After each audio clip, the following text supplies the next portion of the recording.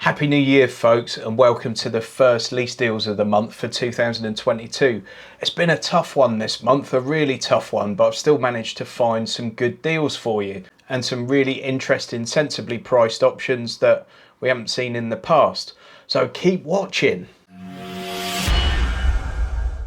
As usual, all these deals are 3 months up front, 3-year deals based on 10,000 miles a year. And as always, I'm looking at Lease Loco for these deals, and please have a look at my link for Lease Loco, which is in the description and pinned as the top comment. It has been a tough one this month. There aren't as many good deals around, but I've still managed to pick some pretty good ones. I think there's only 1 or 2 categories that I've struggled with a bit. And we are seeing a few different cars on here, which is interesting, rather than the same old thing. So I hope there's something to suit you and to suit your budget. Just to let you know, guys, I'm not plugging anything in this video, so please watch through to the end. Let's get on with the content. Okay, so we're starting off with the bargain hunter, as we always do. Once again, the Dacia Sandero is cheaper than this. Okay, so the bargain hunter's here for the cheapest car you can possibly get at the moment.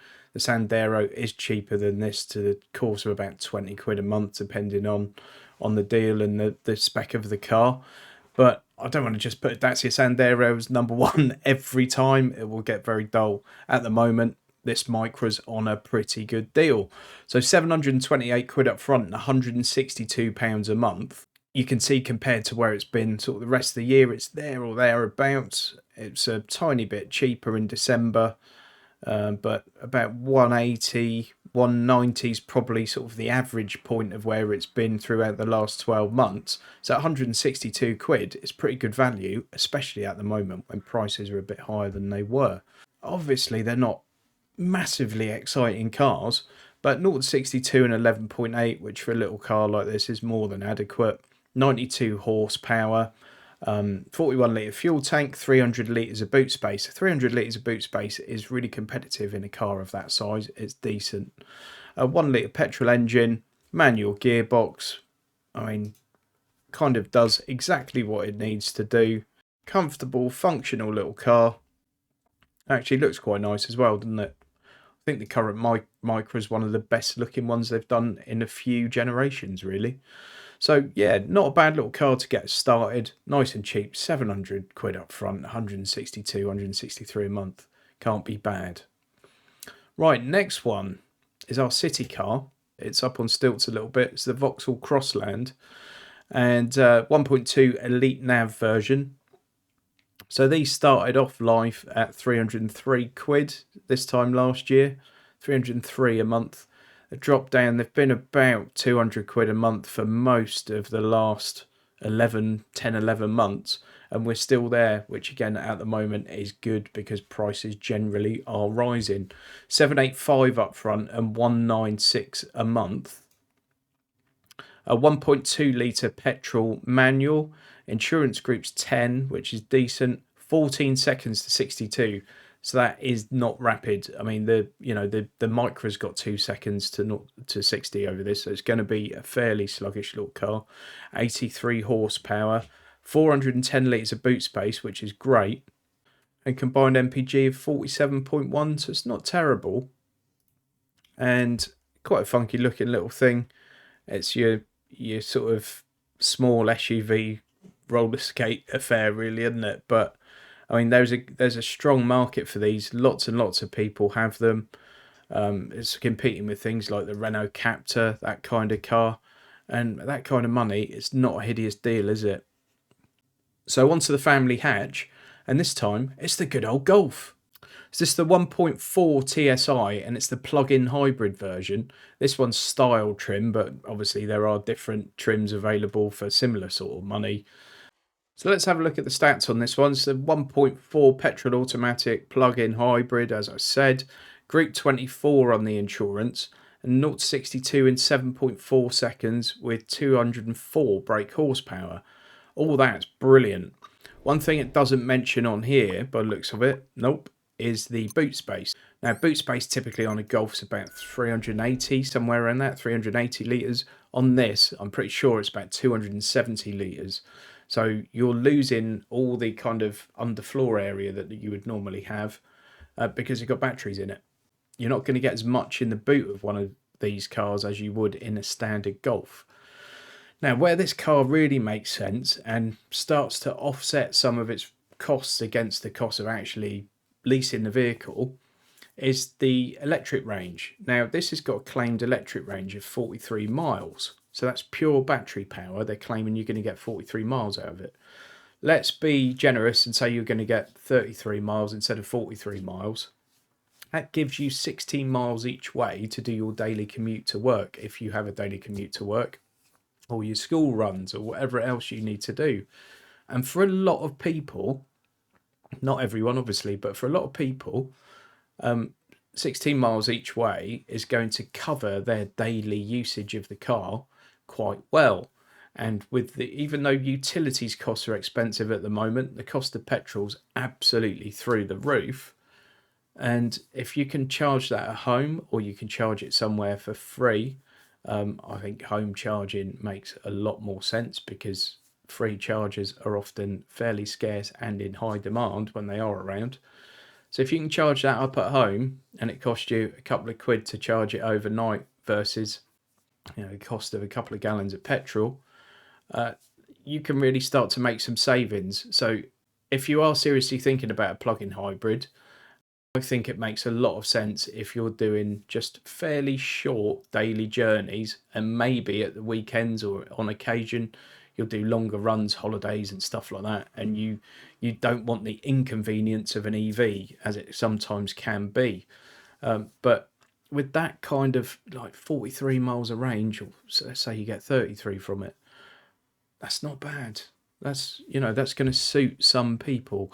And I think you could probably do some rough calculations on how much you currently spend on petrol and how much less that would be if you had a plug-in hybrid, and see if it makes sense, or an EV for that matter. See if it makes sense. See if you're saving 100 quid a month on that. Does that then make the lease of the car really affordable for you?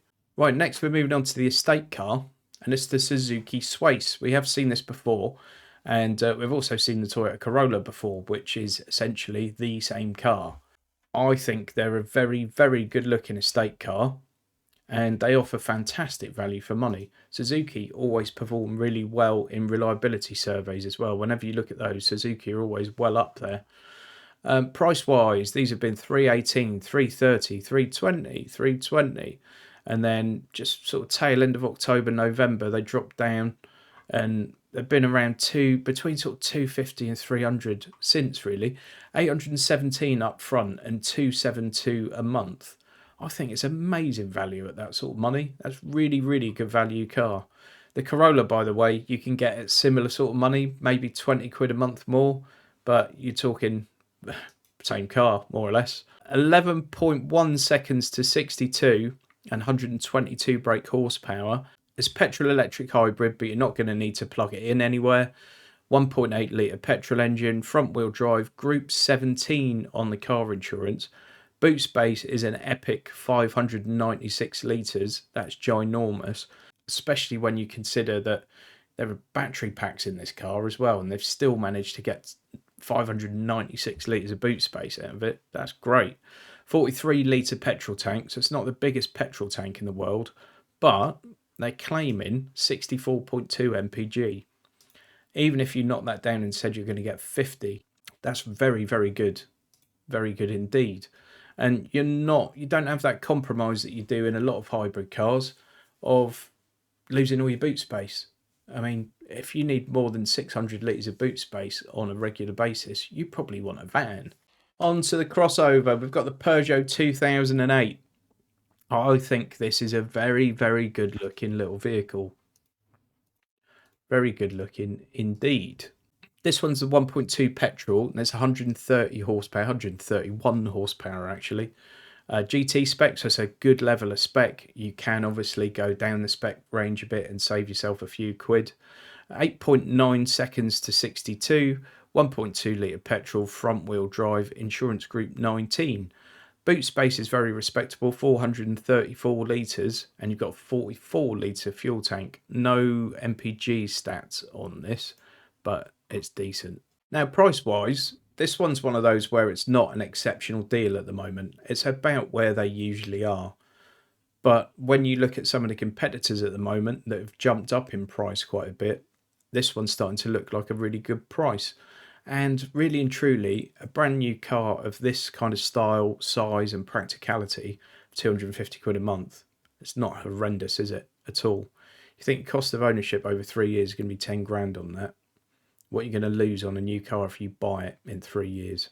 So to me, at that sort of money, it makes a lot of sense for a lot of people. There we go. I'm not going to dwell on that one too long, but I'm just going to say to you that I like it and I think it represents good value at that kind of money. Right, next we're looking at the hot hatch, and it's a familiar one to me. It's the Cupra Leon 2 litre 300 VZ2 DSG. Now, this is an interesting one because price-wise, it's higher than it's been for a long time. So these have been knocking around. There've been some amazing deals on these in the last 12 months. And at the moment, the deals are not amazing. What I can say to you is, if you look at the performance of this car versus the price of leasing it, that in my opinion, today, at this moment, that's the best deal on a hot hatch. If you're talking a proper hot hatch, as this one is. 0 to 62 in 5.7 seconds, 300 brake horsepower, front wheel drive, Group 30 on the car insurance, 2 litre petrol automatic, 50 litres of fuel tank and 380 litres of boot space. Combined MPG of 37.2 is claimed. I did a review on this. There's a link to it up there somewhere. But I did a review on one of these, and I must admit, it's a fantastic little car. It drives like an absolute beast, and it's got a good steering wheel, really good steering wheel. It looks very VW Audi Group, but I actually prefer it to this similar style steering wheels in other VW Audis. Sounds like a stupid thing, but things like steering wheels, I drive a lot of cars, and when you get in a car and it's got a cruddy steering wheel, it immediately sets you off with a bad feeling about it. This has got a good one. Very cool interior, very nicely screwed together, and they go like stink, don't they? Great little car. Like I said, price-wise, it's been much better in the past, but if you're looking for a hot hatch today, I think it's the best value for money you can get, even at 417 quid a month versus 347 quid a month where it was back in August. Okay.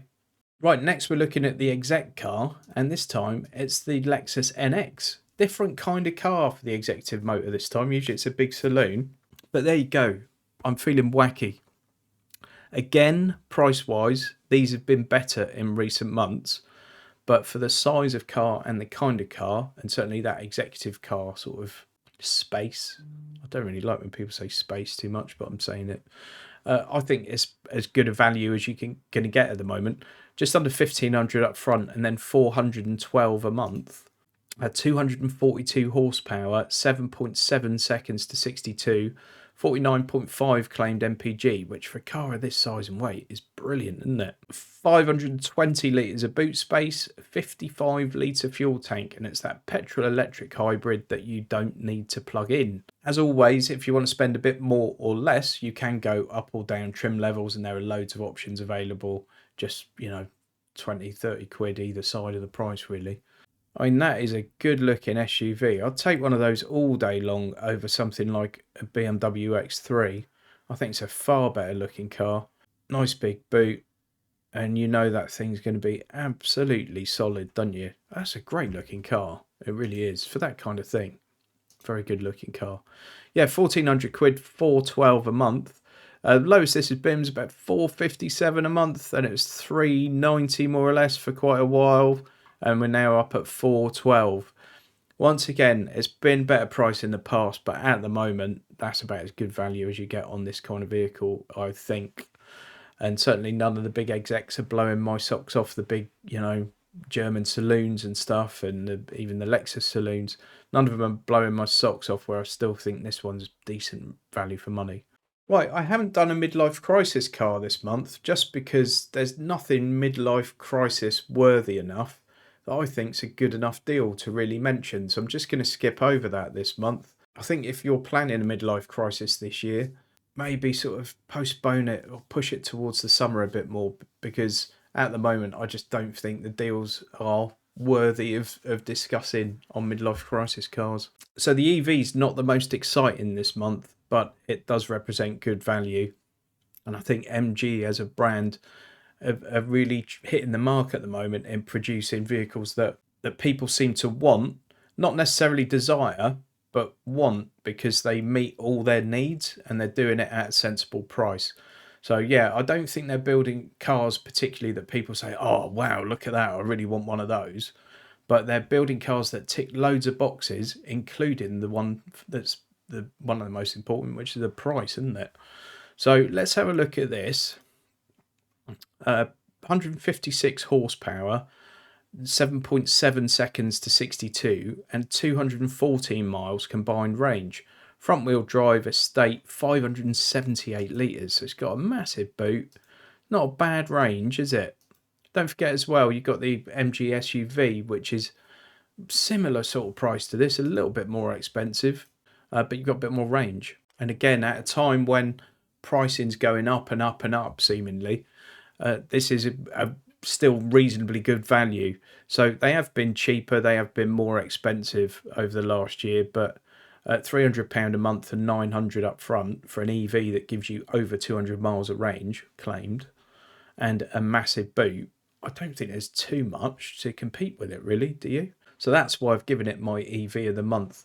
Not the most exciting car by any stretch of the imagination, but it's good value at a time when there's not so much value around. Certainly not value that we were seeing a year ago. Right, now I've actually got 3 wildcards for you this month. That doesn't happen very often, does it? None of them are very wild. Well, one of them's potentially slightly wild, but I've just got 3 other cars that I wanted to show you, and I'm putting them into this slot. So here we go.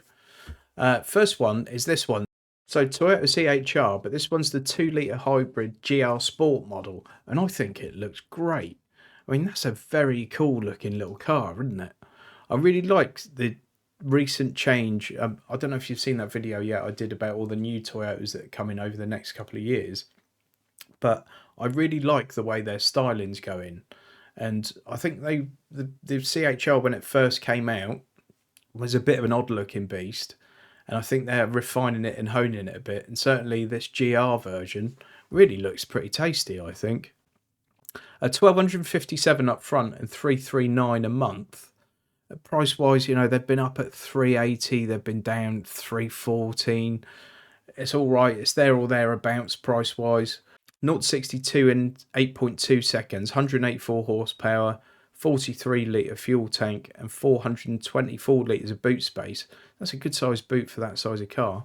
A combined claimed MPG of 54.3. It's a nice little car, and I just wanted to mention it because I like the look of them. Simple as that. Next one's the Volvo V60. So new V60 B3P Core, 7-speed auto.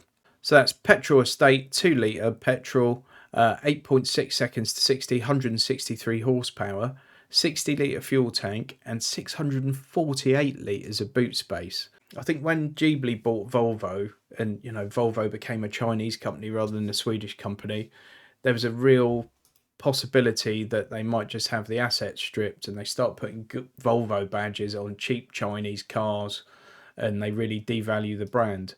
I think they've done the opposite. I think they've really made Volvo look and feel more premium, and they're playing in a slightly different space now, I think, and Volvo's become quite a desirable brand again, rather and more generally desirable, where it used to be a very specific kind of buyer that bought a Volvo. I think they've done a really, really good job with the brand, and I like what they're doing. So yeah, good looking car. I mean, the V60 is just a classic, isn't it? 648 litres of boot space, 0 to 60 in 8.6. I don't know. I like it. Just under 1,100 quid up front, and then 361 a month.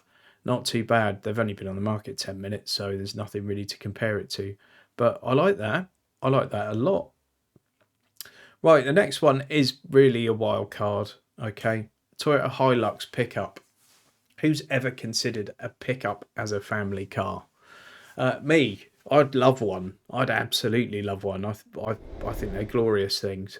Common sense is the only thing stopping me from doing it, because I do not need a pickup. Now, as pickups are commercial vehicles, you get these prices excluding VAT. But if you were to take this as a private lease, you'd be looking at what, 1,200 quid up front and just over £400 a month, including the VAT. 0 to 62 in 10.1 seconds, 204 horsepower, but this is the big headline really, is the torque, 420 Newton meters. So you can lug massive loads around in the back of it, and it'd be also amazing for towing something. 109 miles an hour is the top speed.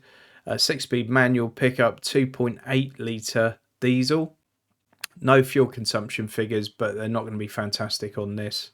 80 litre fuel tank, which is good when you don't have fantastic consumption, because otherwise you'd be in the petrol station every 3 minutes, wouldn't you? But again, I like a pickup, so I've stuck that in as the Wildcard. I don't think it's bad value for the kind of practicality and space and size, and it's a Toyota. There we go, guys. Let me know what you think in the comments. What's your favourite of those cars, and which one would you run a mile from? I like that little Toyota actually. I think that looks really funky in GR mode, and definitely one or two others there that I'd be very happy to have on my drive. So probably next week we'll have the in-stock lease deals of the month, and then the week after that I would imagine we'll have the EV lease deals of the month. I think the trend we're seeing at the moment is the lease deals are becoming a bit more expensive than they were 12 months ago, 24 months ago, and possibly a bit more than I would expect on inflation. And that's bound to happen, in that when you think about the fact that still issues with demand and supply, lots of demand, not much supply, pricing's going to go up. As simple as that. What I'm going to try and continue to do on these videos is find you the best deal that's available right now in that particular class, okay? So although it might not look so good as it did 12 months ago, if you're looking for one of those cars right now, today, I'll try and find the best deal for you on that. Yeah, as always, give the video a thumbs up, and if you like the content, you'd like to see more of it, please subscribe and click that notification bell, and tell your friends. That's really important. You can also follow me on the social medias and all that kind of good stuff, and giving me a like and a share on those helps a lot as well. Thanks very, very much, guys. Please go and check this video out next. Not too many people have yet, and I think it's quite a good video, so go and check it out. Thanks a lot. See you soon.